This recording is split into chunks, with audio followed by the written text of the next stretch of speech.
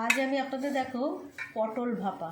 পটলটা কুচি কুচি করে আমি একটু ভাপিয়ে নিয়েছি। এবার কড়াইতে আমি একটু কালো জিরে দেবো।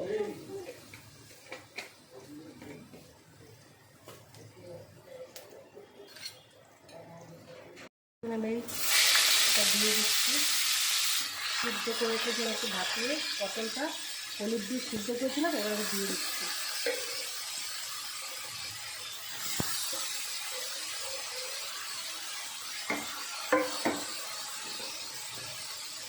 এবারে পরিমাণ মতো নুন দিলাম,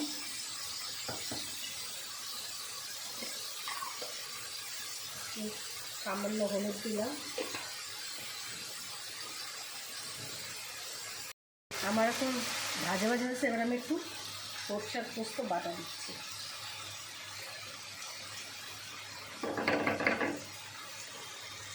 এবার পরিমাণ মতো মিষ্টি দিচ্ছি। যারা কম মিষ্টি খান তারা কম দেবেন, যারা বেশি খাবেন তারা একটু বেশি দেবেন। এবার আমি এটা নাড়িয়ে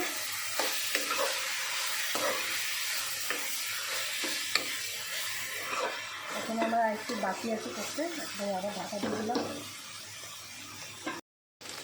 বন্ধুরা আমার দেখুন পটল ভাপাটা পুরো হয়ে গেছে, তেল ছেড়ে দিয়েছে।